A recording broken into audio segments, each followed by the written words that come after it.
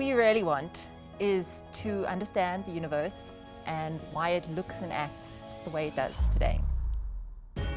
Our role as particle physicists are to figure out what the elementary particles are and how they fit together and interact, kind of like puzzle pieces, in the way the puzzle pieces fit together to give us a picture of the universe. Over the last 120 years or so, we've discovered all the individual puzzle pieces that build up to give us a theory called the Standard Model, which is kind of like the picture on the box. But we know that it's an incomplete theory. What we've essentially got is a small section of a puzzle picture that fits together very nicely and gives us all the particles that we see today, but we have no idea what the bigger picture is. The Higgs boson that we discovered in 2012 was the final piece in our Standard Model puzzle, and it was a fantastic discovery because it completed that small picture.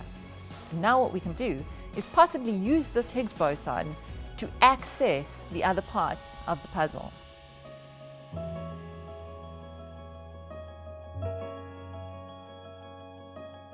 Our Higgs boson becomes like a Rosetta Stone to talk between the Standard Model particles and these new, what we call dark sector or hidden sector particles.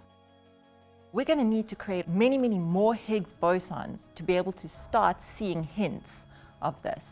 And that's where the higher energy is useful. When we go to higher energy, it's almost as if we're getting a microscope to look on what we've discovered so far. It's possible that there are some very small differences in that Higgs boson, like the way that it decays, that we haven't noticed yet because we haven't had a strong enough microscope. With the LHC running at 13 TeV, maybe that is going to give us a strong enough microscope so we can see some small differences between our Standard Model theory and the Higgs boson that we have today. Maybe that'll give us some hint of some new physics that we can expect to come. The most exciting thing would be to find something that is completely outside the Standard Model. Even if it's just a hint that there is something more within our reach, just to give us an idea of where to look for new physics.